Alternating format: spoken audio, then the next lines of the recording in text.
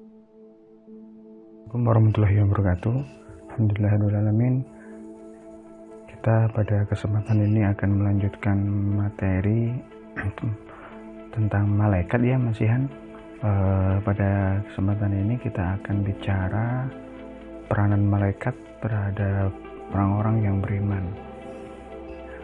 Perlu kita ketahui bahwasanya sebagaimana yang sudah kita bahas beberapa materi yang lalu, bahwa sesungguhnya malaikat itu diciptakan oleh Allah Subhanahu wa taala untuk melaksanakan tugas-tugas. Ya, sebagaimana yang Allah jelaskan di dalam surat Al-Fatir ayat yang pertama, bahwa mereka diutus untuk menyelesaikan dan untuk melaksanakan tugas-tugas, ya, menyelesaikan masalah-masalah makhluk yang ada di semesta.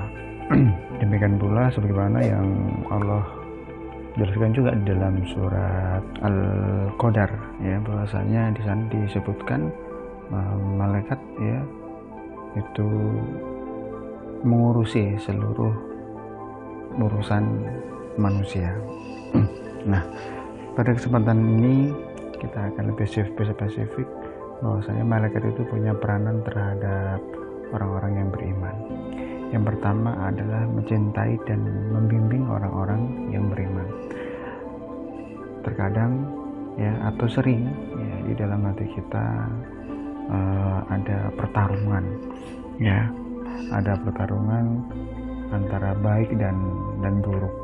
Nah, kebaikan, bisikan-bisikan kebaikan itu adalah semuanya ya tuntunan dari Allah Subhanahu wa taala, ya, dengan memerintahkan kepada para malaikat ya untuk membimbing kita biar kita selalu terjaga dari keburukan.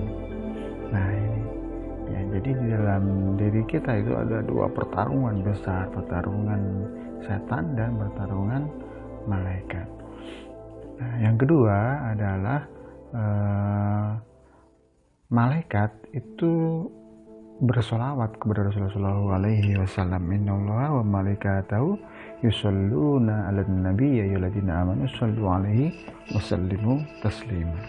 Jadi sesungguhnya Allah, para malaikat dan orang-orang yang beriman itu semuanya bersalawat atas Nabi Muhammad Shallallahu Alaihi Wasallam. Yang ketiga ya, yaitu memohonkan ampunan, sebagaimana yang dijelaskan di dalam hadis-hadis Nabi Shallallahu Alaihi Wasallam, seperti hadis malaikat yang menaungi setiap majelis ilmu. Mereka memohonkan ampunan kepada Allah Subhanahu wa taala orang-orang yang ada di majelis ilmu. Ya, nah itu. Kemudian yang keempat adalah selalu memberikan kabar gembira. Ya, memberikan kabar gembira kepada orang-orang yang beriman, bahwasanya orang-orang beriman itu akan diberikan kebaikan-kebaikan hidupnya. Surat Fussilat ayat 30 di sana menyebutkan bahwa A'udzubillahi minasyaitonirrajim. Innal ladzina qalu rabbuna Allah tsumma istaqamu tatanazzalu 'alaihimul malaikah alla takhafu wa la tahzanu. Jadi orang-orang yang beriman kemudian mereka istiqomah ya pada jalannya, pada keimanannya, maka Allah menurunkan kepada mereka malaikat-malaikat yang kemudian dengan malaikat itu mereka itu tidak merasa khawatir dan tidak merasa bersedih hati ya. Kemudian mereka apa? Ya, wa absiru bil jannati, kemudian mereka mengabarkan kepada mereka ya, orang yang beriman itu ya bil jannah, ya, memberikan kabar gembira berupa surga. Nah, kemudian bersama orang yang beriman, para malaikat itu juga ikutan berperang, ikutan berjihad. Ya, seperti dalam kisah perang Badar, perang Uhud, perang-perang yang lainnya. Jadi di dalam perang-perang itu para malaikat ikut berperang melawan orang-orang kafir sebagai utusan dari Allah Subhanahu wa taala untuk membantu pasukan orang-orang yang beriman. ya. Di perang Badar di sana dikisahkan di beberapa hadis ada salah seorang sahabat ketika berperang itu ya tiba-tiba ada orang kafir itu ada yang tangannya terpotong, tapi tidak tahu siapa yang memotongnya.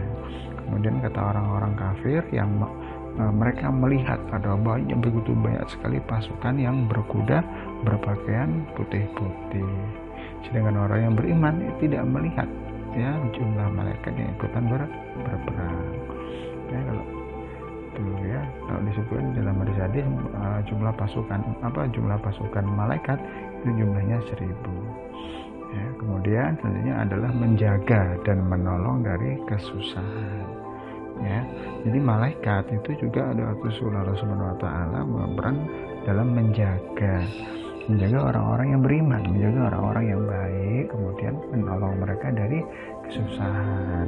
Seperti kisahnya Nabi Muhammad SAW saat itu ketika beliau hijrah ke Taif, ya, dengan berharap orang-orang Taif, penduduk Taif menerima doa beliau, tapi malah sebaliknya. Kemudian beliau dilemparin batu, ya, kemudian berdarah, kemudian beliau istirahat ya di dekat sebuah danau ya, sebuah telaga. Kemudian datanglah malaikat Jibril menawarkan bantuan. Wahai Nabi, jika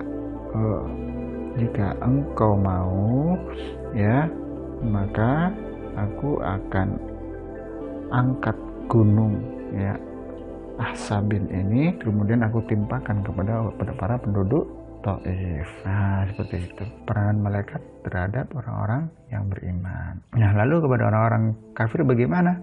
Ya, menurunkan siksa atau azab dari Allah Subhanahu wa taala, seperti kisahnya malaikat-malaikat yang menemui para nabi dan rasul, seperti yang menemui malaikat yang seperti menemui nabi Lut ya, mengabarkan bahwasanya kaumnya Nabi Lut akan ditimpa azab, kemudian kaumnya Nabi Syuaib ya, dan seterusnya. Kemudian melaknat orang-orang kafir. Jadi orang kafir itu dilaknat oleh para malaikat ya.